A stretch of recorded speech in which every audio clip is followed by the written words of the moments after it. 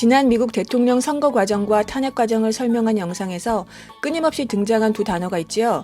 미국의 국회 상원과 하원입니다. 그 유래와 구성에 대해서 헌법이 쓰여지던 1700년대 후반 그때부터 설명해 드립니다.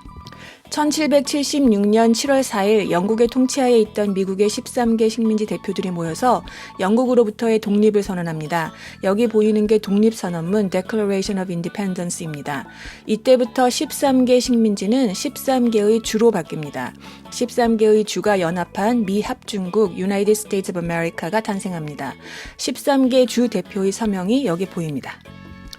동부 해안을 따라 빨갛게 색칠된 지역이 그 당시 미국의 13개 주입니다.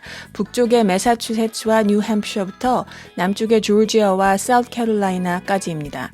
다른 지역은 스페인이나 프랑스 식민지이거나 미국 원주민, 당시에는 인디언이라고 했지요, 들의 땅이었습니다.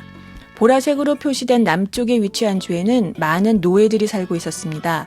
노예 노동력을 이용한 플랜테이션 농업이 주요 산업이었고요. 면, 쌀, 담배, 인디고 등을 재배했습니다.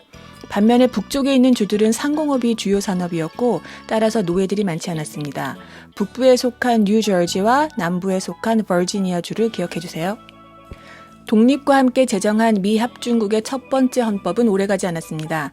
과세도 못하고 군대도 없는 중앙정부가 반란을 진압하지 못하니 약점이 드러나면서 13개 주 대표들은 헌법을 개정하려고 모입니다. 이 그림이 펜실베니아주 필라델피아에 모여 헌법을 논의하는 13개 주 대표단들입니다. 먼저 국민의 뜻을 대표하는 민의기관인 국회를 어떻게 만들지에 대한 논의가 있었습니다.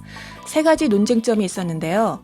첫째는 국민의 대표인 국회의원 수를 정하는 문제였습니다. 인구수에 비례하여 주마다 다른 국회의원 수를 정할지 아니면 주마다 동일하게 같은 수의 국회의원을 보낼지 논쟁이 이어졌습니다. 둘째는 국회를 영국처럼 양원제로 하여 상원과 하원을 둘지 아니면 하나의 국회를 둘지를 논의하였습니다.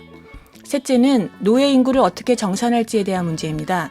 노예를 사람 취급 안 하면서도 노예 인구 수를 주를 대표하는 국회의원 수를 늘리는 데 이용하고 싶어하는 남부의 주들과 상황이 다른 북부의 주들이 서로 다른 의견을 내었습니다. 첫 번째와 두 번째 쟁점인 국회의원 수와 국회 구성에 대해서는 인구가 많은 주인지 인구가 적은 주인가에 따라 다른 입장을 보였습니다. 인구가 많은 주가 선호한 버지니아 플랜은 인구수에 비례하여 국회의원 수를 정하자는 제안입니다. 영국과 같이 상원과 하원 두 개의 동등한 입법기관을 만들자고 했습니다. 하원은 국민이 직접 뽑고 상원은 하원이 선출하는 간접투표 방식입니다. 많은 인구만큼 많은 국회의원을 국회에 보낼 수 있는 방법입니다. 이와 달리 인구가 적은 주들은 뉴저지 플랜을 지지했습니다. 인구수에 상관없이 모든 주가 동일하게 한 명의 의원을 국회로 보내고 상원, 하원으로 나누어지지 않은 하나의 입법기관을 국민투표로 뽑자는 계획입니다. 인구수가 많은 주와 적은 주의 이해관계가 충돌하는 가운데 커네티컷에서 온 대표단이 타협안을 제시했습니다. 버지니아 플랜과 뉴저지 플랜을 둘 다 포함하는 방법인데요. 일단 양원제로 하원과 상원을 만들고 하원은 각 주에서 인구수에 비례하여 국회의원 수를 정하고 국민이 직접 선출하며 상원은 인구수에 상관없이 각 주가 동일하게 2명의 상원의원을 국민이 아닌 주의회에서 선출하여 국회에 보내는 방안입니다. 지금과 다르죠. 사실 국민투표로 상원의원을 뽑은 지는 100년이 조금 넘었습니다. 1913년 수정헌법 17조가 비준되면서부터입니다. 오랜 기간 동안 주의회에서 상원의원을 뽑았습니다. 간접민주주의였죠. 세 번째 논쟁은 노예 인구를 전체 인구수에 포함하느냐 하는 문제였습니다. 노예가 많은 남부와 노예가 적은 북부가 다른 입장을 가졌습니다. 인구의 30-40%가 노예인 남부의 주들은 노예들을 인간 취급은 안 하면서도 하원 의석을 더 확보하기 위해 노예를 인구수에 포함시켜 전체 인구수를 늘리고 싶어 했습니다. 반면 노예가 없거나 적은 북부의 주들은 이러한 제안을 달거워하지 않았습니다. 여기 보시면 매사추세츠에는 노예가 한 명도 없습니다. 매사추세츠주는 이미 1865년에 가장 먼저 노예제를 폐지한 주입니다. 하지만 전국에서 노예제가 폐지되기까지는 그 이후 100년이 넘는 시간이 더 걸렸습니다. 1865년에 수정헌법 13조가 채택되면서 노예제는 미국 합중국에서 폐지되었습니다. 타협안이 통과되었습니다. 노예 1명을 3분의 5명으로 계산한다는 것입니다. 즉 노예 5명이 자유시민 3명으로 인구수에 들어가는 거죠. 당시에 회의에 있던 55명의 대표들 중에서 25명이 노예 소유주였습니다. 조지 워싱턴도 당시 3명의 노예를 대동하고 필라델피아로 갔다고 합니다. 참고로 그 당시에 투표권을 가진 사람은 전체 인구의 6% 정도밖에 되지 않았습니다. 대부분이 재산을 소유한 백인 남성이었습니다. 유색인종이거나 가난하거나 여성은 투표권이 없었습니다. 흑인은 1870년 수정헌법 15조가 채택되면서 전국적으로 투표권을 가지게 되었고 여성은 1920년, 미국 원주민은 1924년에 미국 전역에서 투표권을 가지게 되었습니다. 이렇게 3개월간의 논쟁과 타협을 거쳐서 13개 주 대표들은 헌법 전문을 완성했습니다. 4쪽의 종이에 쓰여진 7개의 조 조항 4,400개의 단어가 전부입니다. 물론 이후 수정헌법이 추가되면서 헌법은 길어졌습니다. 1788년 비준과정을 거치고 1789년부터 지금까지 미국이 쓰고 있는 헌법입니다. 여기 보이는 Article 1 제1조는 입법부 국회에 대한 내용입니다.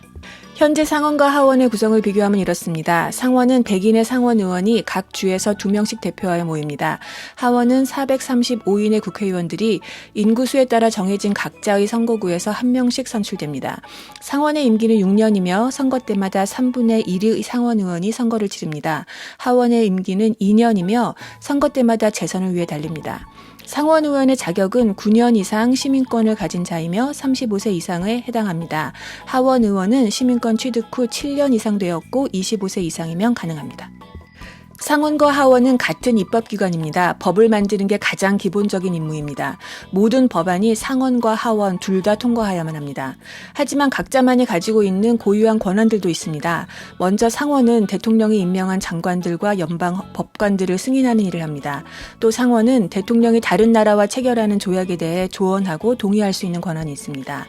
반면에 하원은 국민과 가장 가까운 대의기관의 자격으로 세입에 관한 법안은 하원만 제출할 수 있습니다.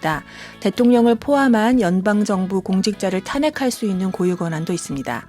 또한 선거인단 결과가 무승부일 때 하원이 대통령을 선출하도록 헌법에 쓰여 있습니다. 워싱턴 DC에 있는 캐피털 힐 전경입니다. 국회의사당 건물을 United States Capitol이라고 하고 그 주변 언덕 지역을 캐피털 힐이라고 합니다. 국회의사당 안쪽에 대칭으로 건물이 이어져 있는데요. 북쪽에 있는 건물에 상원이 주재하고 남쪽에 있는 건물을 하원이 있습니다.